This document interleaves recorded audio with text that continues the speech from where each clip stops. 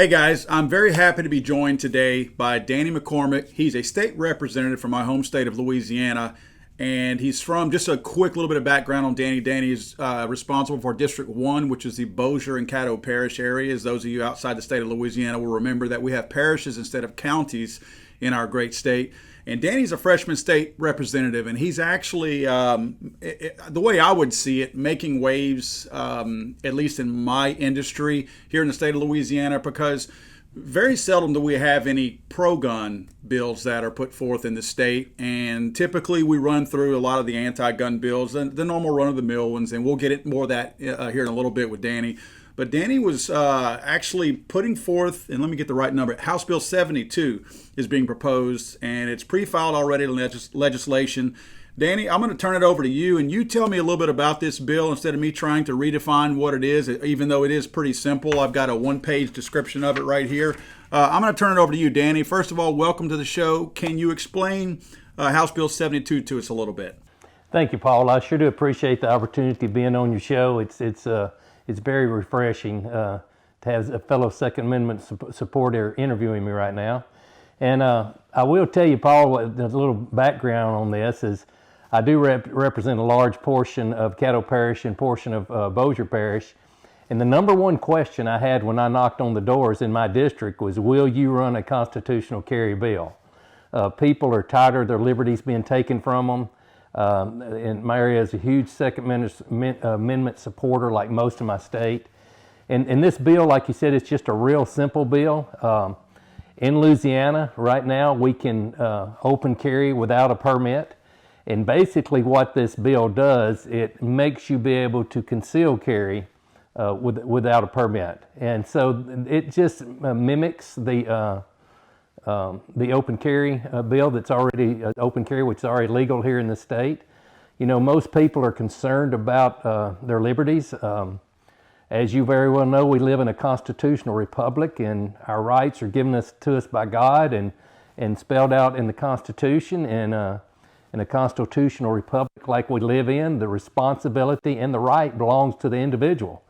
And until that individual does something to lose his right, then the state has no business telling anybody what they can and cannot do, and how much they have to pay to do it. We call it, affectionately, we refer to it as the coat tax.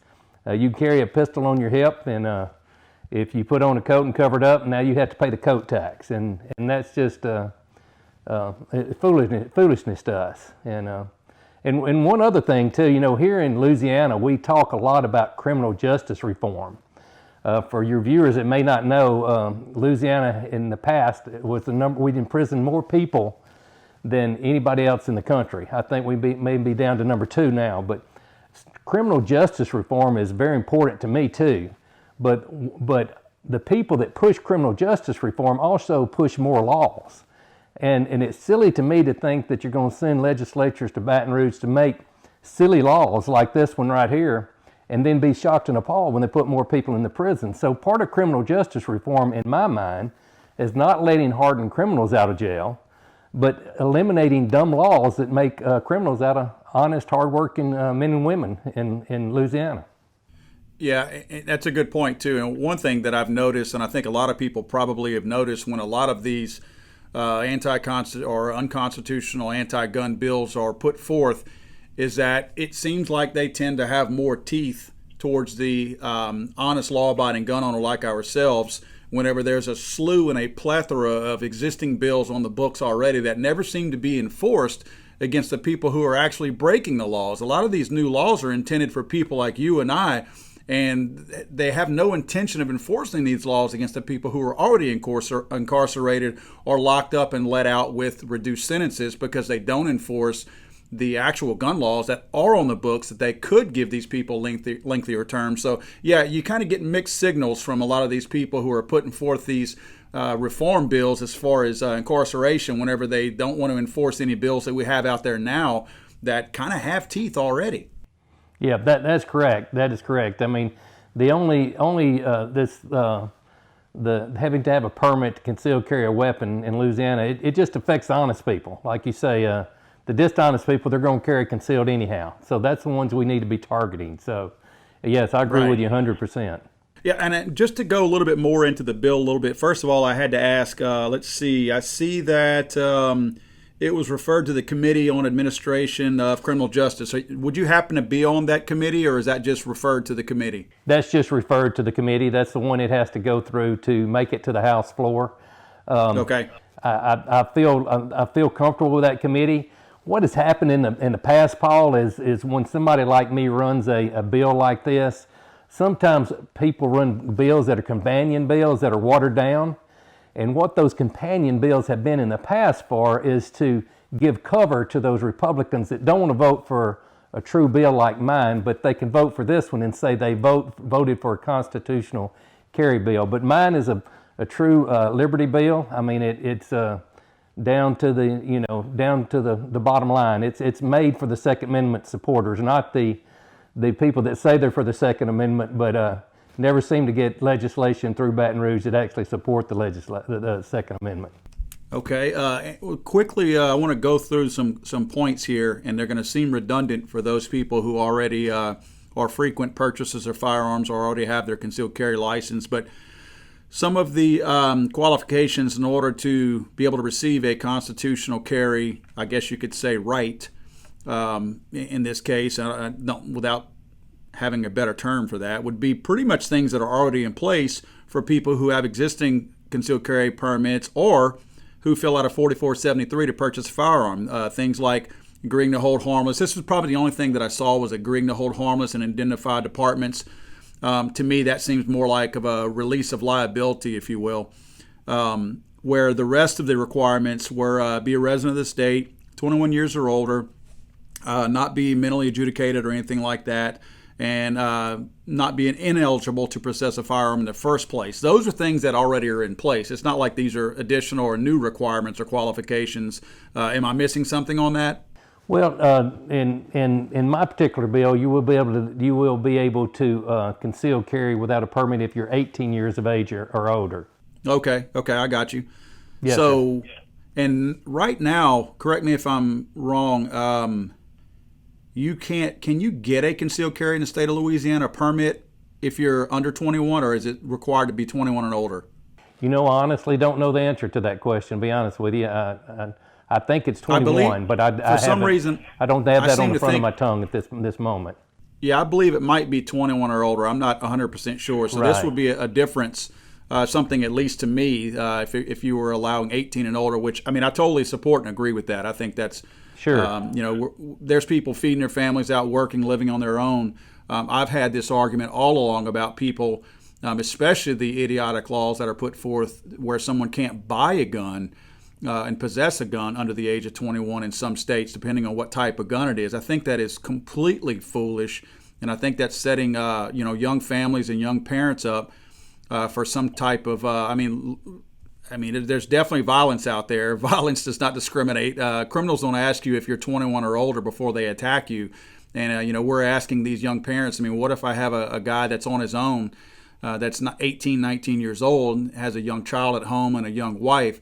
Well, obviously, he's most likely not living in the best of neighborhoods, so he's living in more of a high crime area, and that's the kind of guy that I want to be able to defend himself. And unfortunately, a lot of our laws are set up to where, I don't mean specifically in the state of Louisiana, but laws in general are set up where they disenfranchise against those young parents, and I don't like that. I agree.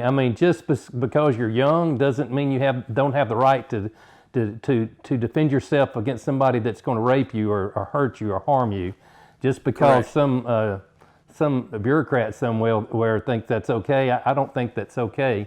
And another thing too is that same young person is probably maybe in Louisiana, maybe poor or lower middle class, and coming up with the fee is expensive. I know when I was a young married couple, and me and my wife, and we had a young son. Coming up with another $250 or $300 to get a constitutional right back that you did nothing to lose, that's burdensome on the family. So, it affects the poor and lower middle class people that are struggling.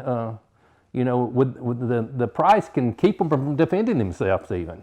Well, and you're right, and that actually lends itself to, and we could really get off into the weeds in this, but when you want to talk about the people that are disenfranchised, it's like the lower income people. Certainly, in the case that a lot of people keep pushing these quote universal background check laws, which essentially outlaw private gun sales. I mean, imagine how much more of a burden if we let the people that are anti-gun have their way. No one will be able to afford a gun because they can't buy one, they can't trade for one, they can't borrow one from a loved one, a family member, or a friend or something like that. So now they're going to be paying this additional background check cost at a FFL dealer or something like that. There's just so many of these laws. Always, I go back to so many of the people who support a particular party, not realizing that their party is the one thing that's keeping them in the poorhouse and probably disenfranchising them more than anything from not having the ability to not only defend themselves, but actually have a little bit more money in their pocket at the end of the day. Yeah, I agree. I agree 100%. And then, that's why everything I'm doing is from a grassroots background and a grassroots movement. It kind of give you a little history. Before I got into the political realm, I actually had never had any desire to be in the political realm. But like so many other people, I got fed up with the country and the direction it was going. I'm been married 36 years to my wife, Susan. I have 2 children. I have 5 grandchildren. I have another granddaughter on the way, and so it's going to give me 6 total when she gets here. And we're losing our freedoms. We're headed towards socialism, and that's why I'm running this. Truly, the bill I'm running is truly a Second Amendment constitutional carry bill. I'm not trying to win political points. I'm not trying to, make anybody mad or happy. I'm just trying to give the people their liberties back, what they deserve. And people are ready for their liberties back. And this nation is on a powder keg, and they're on a powder keg because the government keeps taking their liberties. So I'm excited about this bill, as you can tell. I'm curious if I know this is a very, very new and fresh bill, but what kind of support have you gotten from your other maybe state reps, and possibly even if you've heard from any senators at the state level? The support has been tremendous. I'm just really excited about the support. I mean, this is, and I want to tell you this, Paul, and this is so important. I keep telling my fellow politicians this: the liberty movement is low-hanging fruit. I mean, everybody is wanting their liberties back. This is low-hanging fruit. This country is ready for people that stand up and help take their liberties back, and they're ready for the party in Louisiana is ready. I mean, the party that starts giving the people's liberties back will be the party that moves ahead in the future, not the party that steals their liberties and runs them into socialism. But I would like to tell you this too. We do have a website for anybody that'd like to sign our petition. It's McCormick 4 LA.com. So if any of your listeners would like to go sign our petition to make constitutional carry legal in Louisiana, we sure would appreciate their support, because if we make this happen, Paul, it's going to be from a grassroots level. It's not going to be the political elite connected in Baton Rouge. They haven't got us anywhere. They should be ashamed that we don't already have constitutional carry. So we need the grassroots support, because the politically connected aren't on my side. They never have been. So we need the support of your listeners. So important they sign that petition. So when I throw it down there on the table and show it to them, they know it's not just me running this bill. It's the people of Louisiana that's running this bill. No, that's really important. And in fact, I talked to Jenny about this earlier. I want to point this out, that the reason why we're getting behind this and trying to push it, and we will, of course, post your link to your petition, and we'll put it on our website as well. But what's important to me is that it seems like a lot of times, especially whenever we're in let's say, a Republican-controlled environment, sometimes we might get a little bit complacent. And I've actually talked to some state representatives that are friends of mine, and of course, the first thing they tell me is different laws that I have concerns with and have had over the last years that keep getting shot down, which is a good thing.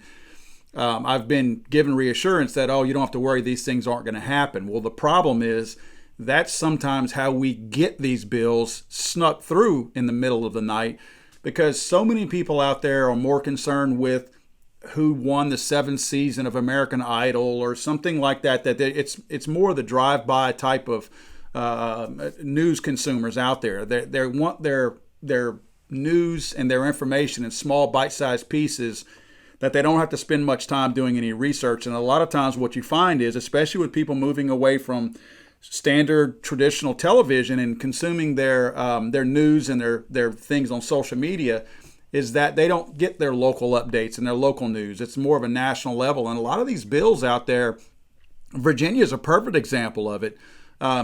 Virginia being a very pro-Second Amendment state in the past, and suddenly they wind up with a majority of Democrats over there. And I don't want to make it a party thing, but let's say a majority of anti-gun people, so to speak. And I think that the people of Virginia now, they're pushing back now on these anti-gun bills, but they had the chance to push back all along. And this thing, it just started to build and shift to the left and shift more into the anti-gun side. It wasn't an overnight thing that happened. So that's what I don't want to happen in Louisiana. Yes, we have control right now in the state of Louisiana, and I don't fear that we're going to get any of these anti-gun bills pushed through. The problem is I feel like people like you need to, we need to have people like you that are helping us spur some. If we have the opportunity to push a pro-gun bill, we shouldn't wait until we're about to lose that opportunity. We should be pushing for that now, which, I don't mean just pushing back on the anti-gun bills, but if we have the opportunity to have a pro-gun bill pushed forth, we should be doing that. And I just don't want our, all the constituents out there that it may be in your area or any other part of the state to sit back and go, oh, we have a Republican majority, so everything's going to be okay. I feel like if they let their voices be heard now, to a lot of these reps and a lot of these senators out there that have the opportunity to vote on a bill like yours, at least these people, that idea will be fresh in their head, and they can be reminded, if nothing else, that we do have a lot of pro-gun people in these people's districts, and they need to listen to them. And that's why I'm supporting this bill that you're putting forth. Yeah, exactly. I agree with you, Paul. There's something, this is so important for us to remember. I learned this in high school from my high school football coach. He said the best defense is a good offense. So I guarantee you we need to be, when we pass this constitutional carry bill, we will pass it. And when it's passed, we're going to keep pushing pro-Second Amendment legislation in Louisiana. We're going to continue to take ground back, continue to get people their liberties back. I mean, I've been a small business owner my whole life, worked in the oil field in my whole life. I don't have any backup in me. We're heading forward, and we're going to push these Second Amendment bills. This is just the beginning of a big push in Louisiana. And I don't care if I get credit or who gets credit. You get these little internal fighting between these people that want credit for this, and this organization wants credit for that. I just want the people to get their liberties back. I wouldn't be running this bill if the legislatures had this passed already. We should already have this right back. We shouldn't have never lost it. So you can expect more of this once we get this bill passed also. Well, you've got our full support behind this bill, and we will definitely be spreading your petition and having our folks go over there and sign that. And if you have any updates on this bill in the future, Danny, if you don't mind, if you or your staff would actually reach out to us and let us know along the way as they're updated, and we'll definitely be checking in with you periodically to see what the status of this bill is. That sounds great, Paul. I sure appreciate the opportunity to speak to all your listeners. I know I'm talking to a bunch of brothers and sisters that believe exactly like I do, and thank y'all, and we love y'all, and y'all hadn't heard the end of this. Thank you. Thank you, Danny. I appreciate it.